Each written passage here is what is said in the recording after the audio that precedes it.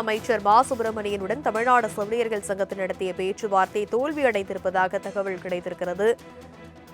10 அம்ச கோரிக்கைகளை வலியுறுத்தி செவிலியர்கள் போராட்டத்தில் ஈடுபட்டு வரக்கூடிய சூழலில் இன்று சுகாதாரத்துறை அமைச்சர் மா சுப்பிரமணியன் அவர்களுடன் பேச்சுவார்த்தையில் ஈடுபட்டார். அந்த பேச்சுவார்த்தை தோல்வியடைந்திருக்கிறது. சென்னை கிண்டியில் உள்ள தமிழ்நாடு டாக்டர் எம்ஜிஆர் மருத்துவ பல்கலைக்கழகத்தில் நடந்த பேச்சுவார்த்தை தோல்வியடைந்திருக்கிறது. பற்றிய மேலும் விவரங்களை எமது செய்தியாளர் ராஜேஷ் விவரிக்க கேட்கலாம். வணக்கம் ராஜேஷ், விவரம். தனலட்சுமி வணக்கம். சென்னை கிண்டியில் உள்ள தமிழ்நாடு டாக்டர் எம்ஜிஆர் மருத்துவ பல்கலைக்கழகத்தினுடைய அந்த வளாகத்தில் தமிழ்நாடு செவிலியர்கள் சங்கத்தினருடன் அமைச்சர் மா சுப்பிரமணியன் அவர்கள் பேச்சுவார்த்தையில் ஈடுபட்டார். அந்த பேச்சுவார்த்தை என்பது சரியாக 10 மணி அளவில் தொடங்கியது. சுமார் அரை மணி நேரம் இந்த பேச்சுவார்த்தை என்பது நடைபெற்றது. அதனைத் தொடர்ந்து செவிலியர்கள் வெளியே வந்தபோது அவர்களிடத்தில் கேட்கும் பொழுது அவர்கள் நாங்கள் பல்வேறு கோரிக்கைகளை வைத்திருக்கிறோம், திரும்ப ஒரே கோரிக்கைகளை நாங்கள் வைத்திருக்கிறோம், அரசு பரிசீலிப்பதாக சொல்லியிருக்கிறார்களே தவிர்த்து எங்களுடைய கோரிக்கையை நிறைவேற்றக்கூடிய எண்ணம் அவர்களிடத்தில் இல்லை என்று கூறிவிட்டு அவர்கள் கோபமாக சென்றார்கள். இது தொடர்பாக அவர்களிடத்தில் மேலும் பேசும் பொழுது நாங்கள் எங்களுடைய நியாயமான கோரிக்கைகளை முன்வைக்கின்றோம், ஆனால் அதனை பரிசீலனை செய்வோம் என்று கூறுகிறார்களே தவிர்த்து அந்த கோரிக்கைகளை நிறைவேற்றுவதற்கான அந்த வாக்குறுதியை அவர்கள் தர மறுக்கிறார்கள் என்ற குற்றச்சாட்டை முன்வைத்திருந்தார்கள். அதே நேரத்தில் செவிலியர்கள் நடத்தக்கூடிய இந்த போராட்டம் என்பது தொடருமா என்ற கேள்விக்கு நாங்கள் ஒரு ஜனநாயக அமைப்பு, ஜனநாயக ரீதியாக அனைத்து செவிலியர்களுடன் பேச்சுவார்த்தை நடத்தி அதன் பின்புதான் எங்களால் எந்த பதிலும் சொல்ல முடியும். விவரங்களுக்கு நன்றி ராஜேஷ். 266 பணியிடங்கள் புதிதாக உருவாகும். அதேபோல் நர்சிங் ட்வீட்டர் என்கின்ற புதிய பணியிடங்கள் 140 பணியிடங்கள் புதிதாக உருவாக்க இன்றைக்கு நடவடிக்கை எடுக்கப்பட்டிருக்கிறது. அதோடு மட்டுமல்லாது கிரிட்டிக்கல் கேர் பிளாக்ஸ் என்று சொல்லக்கூடிய அதிதீவிர சிகிச்சை பிரிவு கட்டிடங்கள் ஒரு 37 இடங்களில் கட்டப்பட்டு வருகிறது. அதில் புதிய பணியிடங்கள் என்று ஒரு 145 உருவாக்கி ஆக மொத்தத்தில் ஒரு 723 அளவுக்கு புதிய பணியிடங்களை உருவாக்க முடியும் என்கின்ற வகையில் அவர்களுக்கு சொல்லப்பட்டிருக்கிறது. இந்த புதிய பணியிடங்கள் 723க்கும் பொங்கலுக்கு முன்னாலேயே பணி நிரந்தர ஆணைகளை காத்திருப்போரை எடுத்து அதில் சீனியாரிட்டி அடிப்படையில் அவர்களுக்கு பணி ஆணை வழங்கப்படும் என்று தெரிவிக்கப்பட்டிருக்கிறது. நான் ஏற்கனவே சொன்னதைப் போல எம்ஆர்பி தொகுப்பூதிய செவிலியர்களுக்கு ஊதியத்துடன் கூடிய மகப்பேறு விடுப்பு சம்பந்தமான கோப்பு அரசின் பரிசீலனையில் இருந்து கொண்டிருக்கிறது. விரைவில் அதுவும் செய்யப்படவிருக்கிறது. அந்த சங்கத்தினர் மட்டுமல்லாது மற்ற சங்கமும் ஒரு 2 சங்கங்கள் இருக்கிறது. அந்த சங்கத்தினரும் அரசு நல நர்சுகள் பொதுநல சங்கம்,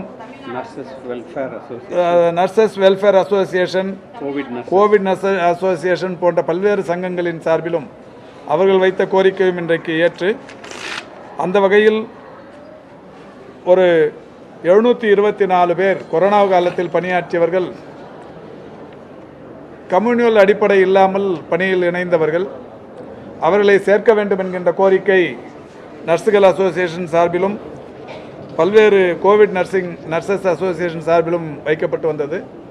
மாண்புமிகு தமிழ்நாட்டின் முதலமைச்சர்கள் அந்த 724 பேருக்கும் இந்த தொகுப்பூதிய அடிப்படையில் பணியினை தருவதற்கு இன்றைக்கு ஒப்புக்கொண்டு அந்த வகையில் கம்யூனியல் ரொட்டேஷனுக்காக எம்ஆர்பிக்கு அனுப்பப்பட்டிருக்கிறது.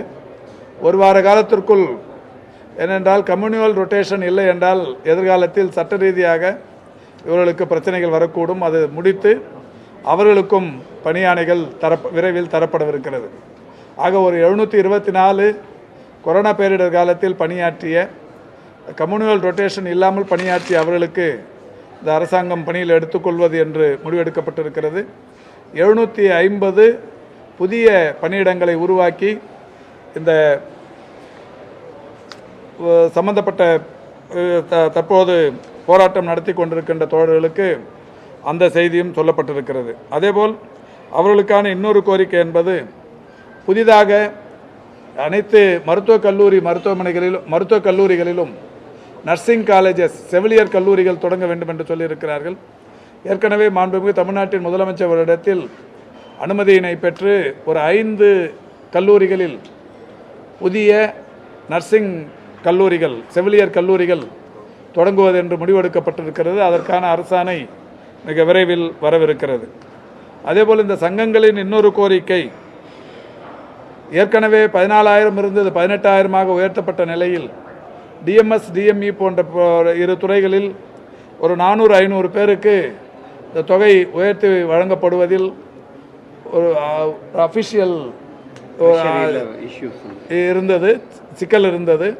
அது தற்போது சரி செய்யப்பட்டு அவர்களுக்கும் அந்த 4,000 ரூபாய் உயர்த்தி வழங்குவதற்குரிய நடவடிக்கை எடுக்கப்பட்டிருக்கிறது. அதுவும் அவர்களுக்கு தெரிவிக்கப்பட்டிருக்கிறது.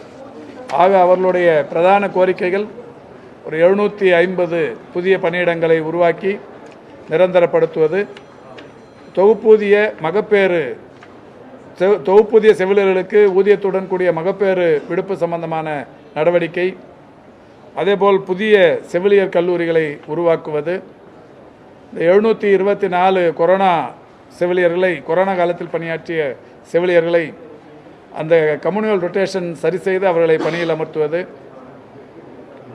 மகப்பேறு விடுப்பு போன்ற பல்வேறு விஷயங்கள் இன்றைக்கு சொல்லப்பட்டிருக்கிறது. இந்த பேச்சுவார்த்தையில் கலந்து கொண்ட அரசு செவிலியர்கள் சங்கம், நர்சஸ் அசோசியேஷன், பொதுநல சங்கம் அரசின் இந்த நடவடிக்கைக்கு ஆதரவு தெரிவித்து மகிழ்ச்சி தெரிவித்திருக்கிறார்கள். கொரோனா நர்சஸ் சங்கமும் இந்த 724 பேர் பணி நியமனத்திற்கு அவர்களும் மகிழ்ச்சி தெரிவித்து ஆதரவு தெரிவித்திருக்கிறார்கள். தற்போது போராட்டம் நடத்தி கொண்டிருக்கின்ற எம்ஆர்பி செவிலியர்கள் சங்கத்தின் சார்பில் எம்ஆர்பி எம்பவர்மெண்ட் அசோசியேஷன் அவர்களுடைய நிர்வாகிகளுடன் கலந்து பேசிவிட்டு திரும்பவும் வந்து சொல்வதாக அவர்களும் மனநிறைவோடு சென்றிருக்கிறார்கள்.